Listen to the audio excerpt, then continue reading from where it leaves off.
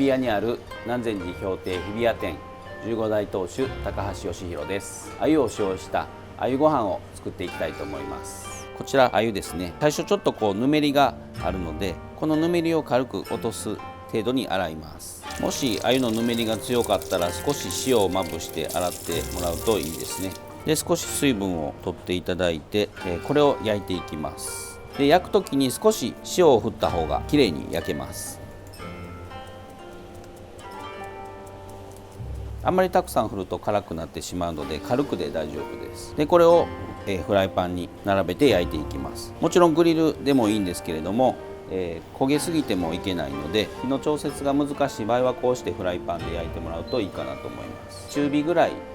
ですね。じんわりと温度を上げていくので、フライパン置いてから火をかけてもらうといいと思います。鮎と一緒に舞茸を入れていきます。この下の石突きの部分だけ落としていただいて、焼きやすい大きさに軽くほぐしてください。包丁よりも手でやっぱりやった方がいいんですか？そうですね。包丁だと綺麗に切れすぎてしまいますので、ざんぐりした感じでこうして一緒に焼いていきます。で、鮎からも自分の脂が出てきますので、慌てずにゆっくり焼いてあげてください。で、ちょっと全体に火が入りにくいので、一度落とし蓋をしてもらうといいですね。このままゆっくりと焼いていきます。で、その間に、生姜も短冊に切ったり千切りにしたりといろいろな形で刻まれると思うんですけど、今回はさいの目ですね。みじん切りでもなく、千切りでもなく、あまり細かすぎると生姜の美味しさもなくなってしまいますので、あえてちょっと大きさのあるサイコロ状ですね。こういう風に切ってあげるとご飯粒なんかともすごく混ざりが良くなりますので、あえてこういう切り方にしています。新生姜の自分はある程度大きさあった方が美味しいですし、逆にひねてくると少し細かいめに刻んでもらってもいいかなと思います。やっぱり秋口なんで、舞茸使ってますけど、他にいろんなきのこ類もそうですし、あとはムカゴとかも香りがあって美味しいですね。こうして鮎からもしっかりと脂が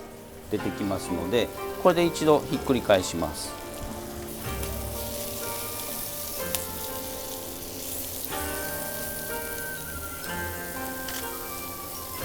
結構鮎も水分の多い魚なので、ゆっくりと焼いてあげた方がいいですね。そうすると自分の脂がしっかりとにじみ出てくるので、その方が焼きやすくなります。なので何回か返すようにしてまんべんなく火を通してあげるのがいいですね。どうしても丸いので、この部分なんかはフライパンで焼くと火が当たらなくなるので、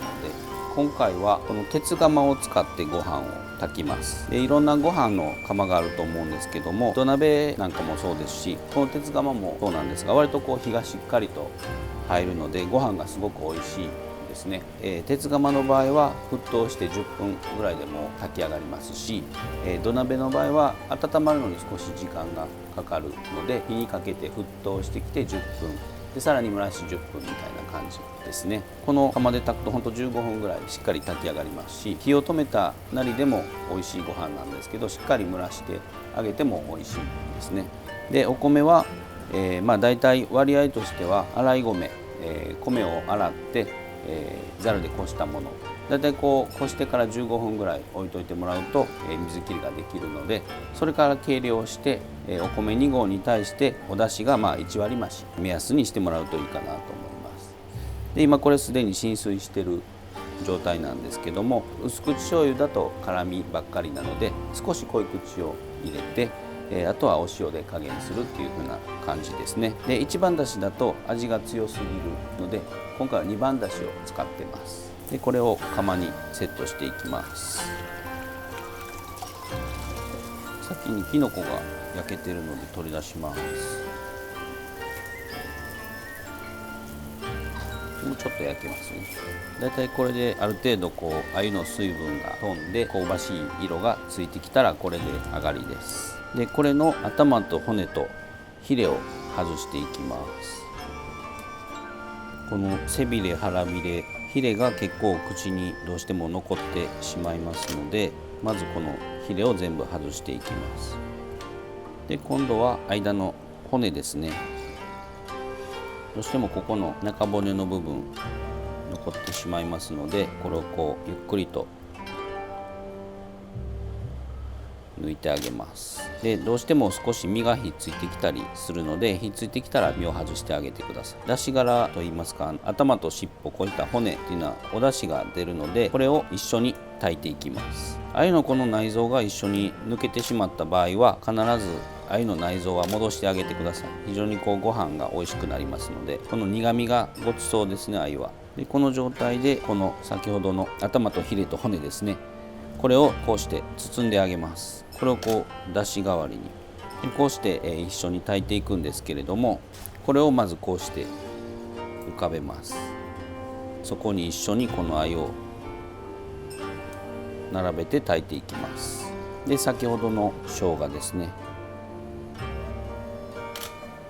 さいの目になってこう大きさが粒がある方が美味しくなりますので、あえてこうして切ってます。これで、火にかけていきます。今回舞茸は炊き上がってから合わせるようにしてます。そうするときのこの味も香りもしっかり残りますので、もちろん一緒に炊いてもらっても構いません。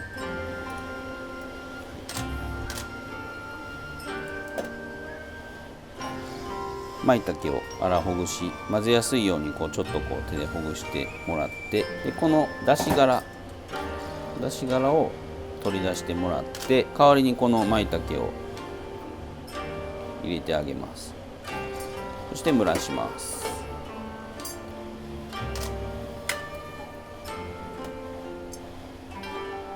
全部混ぜてもらってもいいんですけれども、あえてちょっと1匹だけ外しました。後でご飯よそってもらった後でご飯の上にのせてもらってもいいかなと思います。で子持ち鮎だと非常にこうお米一粒一粒が合わさって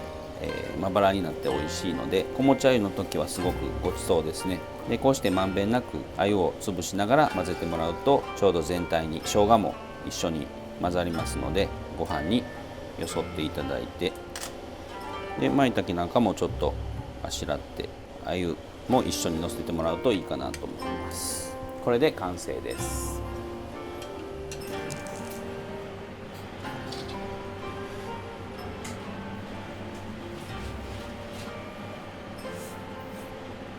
いかがですか、炊きたて。鮎と舞茸の香りがすごい強い。鮎のほろ苦さがすごく美味しいです。内臓がすごい美味しいね、鮎はね。ちゃんと生姜の粒感じる。生姜もすごい後から香りきのこという感じ。鮎はやっぱり焼かないとちょっと香りが出ないっていうのはあるかな。舞茸もちょっと炙ってる方が香りが出るよね、やっぱり。舞茸の香りがめちゃくちゃ強いです。ごちそうさまでした。日本料理アカデミーでは東京運営委員会を設け、東京と関東地域の30名ほどの会員を中心に、大学をはじめとする教育機関、企業、行政とも協力しながら活動を進めています。今までも独自の料理研究会を開催したり、江戸東京きらりプロジェクトの取り組みに参加するなど活動を進めてまいりました。コロナ禍も明けてイベントや研究会など活動を再開いたします。詳しくは概要欄をご覧ください。